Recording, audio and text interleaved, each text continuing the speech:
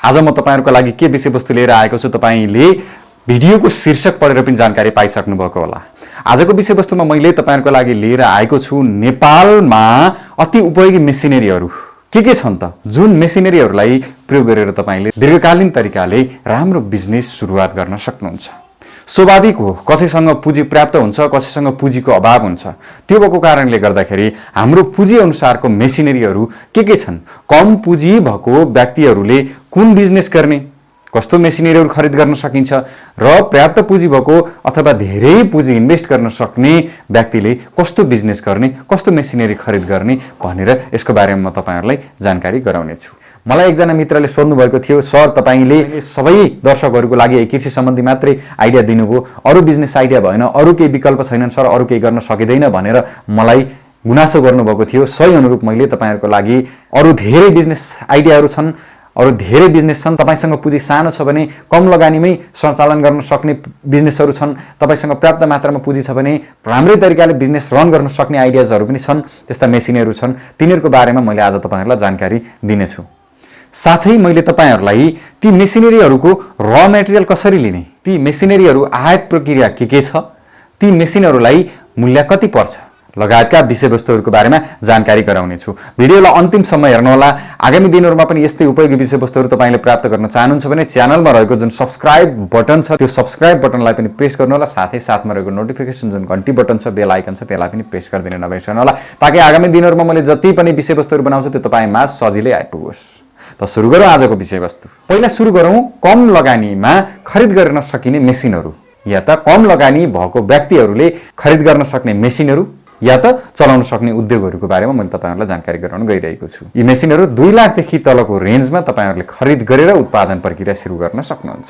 पहिलो नम्बरमा चप्पल बनाउने मेसिन। जुन चप्पल बनाउने मेसिन छ त्यो मेसिन मोटामोटी 50,000 रुपैयाँ नेपालीसम्म तपाईले प्राप्त गर्न सक्नुहुन्छ। त्यसलाई ट्रान्सपोर्टेसन र भन्सार गरेर केही महँगो पर्न जान्छ। 70-75,000 रुपैयाँमा तपाईले चप्पल बनाउने मेसिन ल्याउन सक्नुहुन्छ।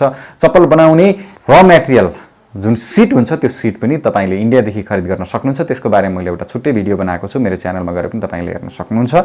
चप्पल बनाउने मेसिन तपाईले ल्याउनु भयो भने र मटेरियल ल्याएर दिनमा 100 जोड चप्पल तपाईले सजिलै उत्पादन गर्न सक्नुहुन्छ।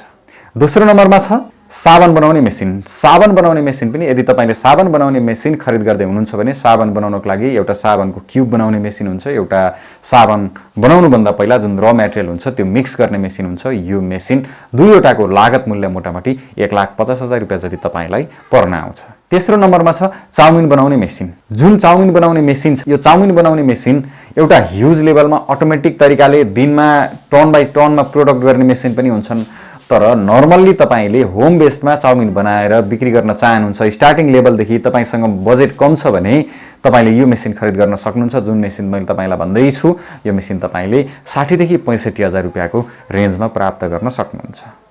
त्यसको लागि र मटेरियल नेपालमा गहुँको पिठो, मैदाको पिठोहरु पर्याप्त मात्रामा हुन्छन्, त्यसलाई प्रयोग गरेर तपाईले बनाउन सक्नुहुन्छ। र तपाईको आसपासमा रहेको जति पनि होटलहरु छन् या त तपाईको घरमा प्रयोग गर्नको लागि पनि यो अति उपयोगी मानिन्छ।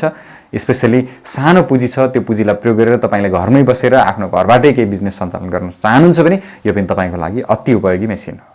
अर्को मेसिन छ मसला कुट्ने मेसिन। जुन मसला कुट्ने मेसिन छ, यो मसला कुट्ने मेसिन पनि तपाईलाई मोटामोटी 80-85,000 रुपैयाँमा तपाईले प्राप्त गर्न सक्नुहुन्छ। उक्त मेसिनबाट तपाईले विभिन्न थरीको मसलाहरू रेडी गर्न सक्नुहुन्छ। खुर्सानी पिस्ने, मसला पिस्ने, मेथी पिस्ने, मिक्स मसला बनाउने लगायतका कामहरू तपाईले गर्न सक्नुहुन्छ। यसको लागि मसलाहरू जताततै पाइन्छ। मिक्स मसला बनाउनको लागि फरक फरक टाइपको दालचिनी लगायतका मसलाहरू ल्याउने, त्यसलाई मिक्स गर्ने, हरेक किसिमको पिस्ने क्षमता यसमा हुन्छ। यो मेसिन तपाईले लिनुभयो भने तपाईले एउटा राम्रो प्याकेजिङको व्यवस्था गर्नुभयो अथवा तपाईसँग कम लगानी छ, पुँजी कम छ, तपाईले ब्रान्डिङ गर्न सक्नु भएन, मसला रेडी गर्नुभयो, एउटा पाउचमा चाहिँ प्लास्टिकको पाउच ल्याउनु भयो, पाउच लिइसकेपछि त्यसमा प्याकिङ गर्नुभयो। प्लास्टिकको पाउच प्याकिङ गर्नको लागि 5-6 हजार रुपैयाँमा एउटा मेसिन पाइन्छ। त्यो मेसिन लिएर तपाईले प्याक गर्नुभयो भने पनि तपाईले आसपासको क्षेत्रमा, आसपासको बजारहरुमा बेच्न सक्नुहुन्छ। यो बिजुलीबाट चल्ने हुन्छ। यदि तपाईले भविष्यमा पुँजी थप गर्न सक्नुहुन्छ, त्यसबाट कमाउँदै जानुभयो भने तपाईले आफ्नो मसलाको लागि एउटा ब्रान्डिङ स्टिकर बनाउन सक्नुहुन्छ। 100 ग्रामको पोका, 500 ग्रामको पोका, 1 केजीको पोका गराएर स्टिकर टाँसेर त्यसको बजार मूल्य कति हो त्यही अनुसार तपाईले उल्लेख गरेर पनि बिक्री गर्न सक्नुहुन्छ। यो पनि एउटा व्यावसायिक तरिकाले हेर्ने हो भने कम पुँजीमा, कम लगानीमा गर्न सकिने राम्रो व्यवसाय हो। अर्को छ ब्लग बनाउने मेसिन। जुन ब्लग बनाउने मेसिन छ, ब्लग बनाउने मेसिन पनि त्यति महँगो छैन। अहिले घर निर्माण कामहरू धमाधम भइरहेको हुन्छ र इटाको तुलनामा ब्लक थोरै बलियो पनि हुन्छ भन्छन् कतिपय केसेसमा। त्यो चाहिँ कस्तो हुन्छ, तर ब्लकको पनि राम्रो मार्केट छ। त्यो भएको कारणले गर्दाखेरि ब्लक बनाउने मेसिन पनि यदि तपाईँले लिन चाहनुहुन्छ भने 35-40 हजार रुपियाँको रेन्जभित्र तपाईँले यो मेसिन प्राप्त गर्न सक्नुहुन्छ। तपाईँले सिमेन्ट बालुवाहरूको मिश्रण गरेर ब्लक बनाएर आवश्यकता अनुसार तपाईँले बेच्न पनि सक्नुहुन्छ। यसले पनि तपाईँसँग कम पुँजी छ, त्यो पुँजीलाई प्रयोग गरेर आवश्यकता अनुसार तपाईँको माग अनुसार बजारमा तपाईँले ब्लकहरू बेच्न सक्नुहुन्छ। घरमै बसी यसले पनि राम्रो आम्दानी तपाईँलाई दिन्छ। भविष्यमा तपाईँले राम्रो गर्दै जानुभयो, मुनाफा बढ्दै गयो भने त्यसलाई ब्लक बनाउने मेसिन पनि एडभान्स तरिकाको मेसिन लिएर तपाईँले यो बिजनेसलाई लार्ज स्केलमा डेभलप गर्न पनि सक्नुहुन्छ। यी त थिए कम लगानी अथवा कम पुँजी भएको व्यक्तिहरूले गर्न सक्ने बिजनेसहरू।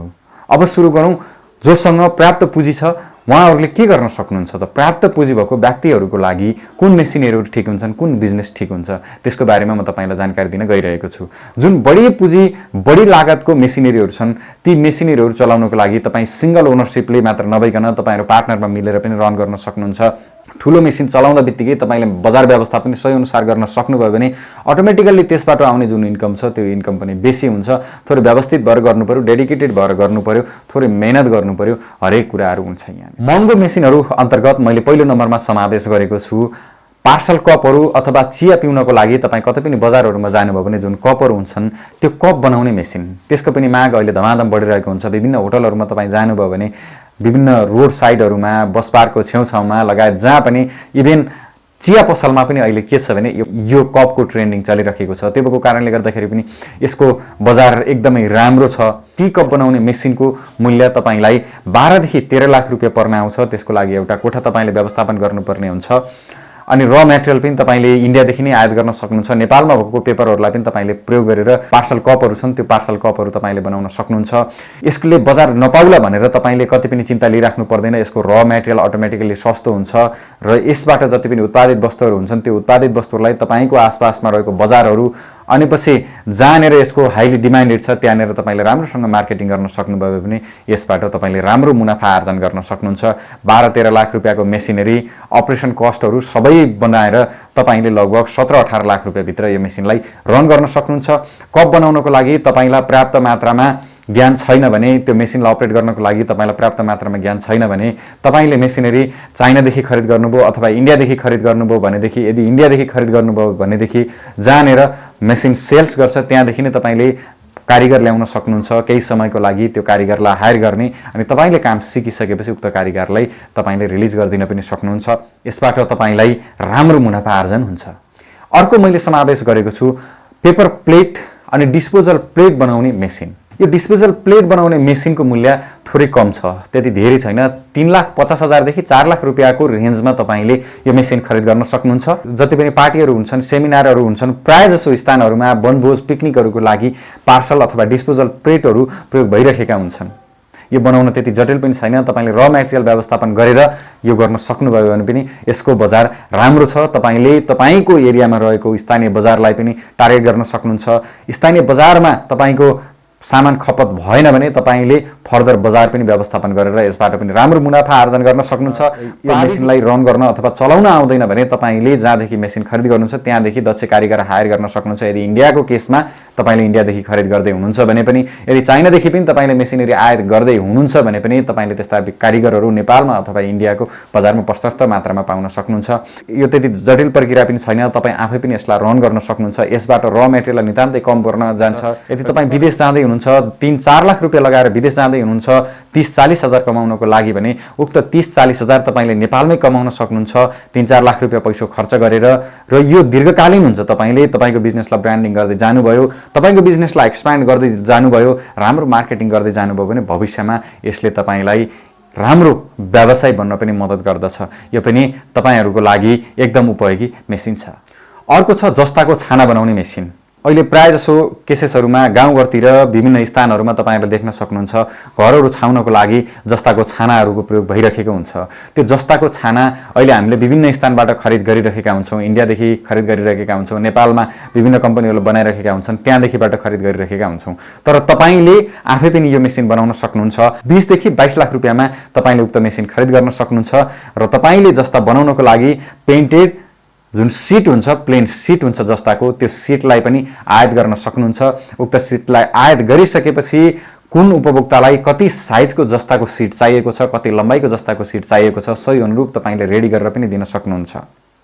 यो नितान्तै सजिलो प्रक्रिया छ। तपाईँले एउटा प्लेन सिटको रोल ल्याउनुहुन्छ, रोल लिइसकेपछि मेसिनमा आवश्यकता साइज अनुसारको रेडी गरेर तपाईँले बिक्री गर्न सक्नुहुन्छ। त्यसमा तपाईँले ब्रान्डिङ गर्नुभयो, राम्रो तरिकाले विभिन्न हार्डवेयर पसलहरूमा सम्पर्क गर्नुभयो, समन्वय गर्नुभयो, विभिन्न एनजिओ आइएनजीहरू जसले विकास निर्माणका कामहरू गरिरहेका छन्, कन्स्ट्रक्सनका कामहरू गरिरहेका छन्, उनीहरूसँग समन्वय गरेर पनि तपाईँले यसलाई बेच्न सक्नुहुन्छ। यसले पनि तपाईँलाई दीर्घकालीन रूपमा राम्रो व्यवसाय बन्नको लागि मद्दत गर्दछ। अर्को पनि छ यस्तै अति उपयोगी मेसिन जो हो प्लास्टिकको बोतल बनाउने मेसिनहरू। प्रायःजसो केसेसहरूमा अहिले तपाईँको घरमा पनि पानी पिउनको लागि प्लास्टिक बोतल नै तपाईँले प्रयोग गरिराख्नु भएको छ। हामी प्रायःजसो सबैको घरमा पानी पिउनको लागि प्लास्टिक बोतलहरूको प्रयोग गरिरहेका हुन्छौँ। विभिन्न जुस निर्माण गर्ने कम्पनीहरूले पनि प्लास्टिकका बोतलहरू प्रयोग गरिरहेका हुन्छन्।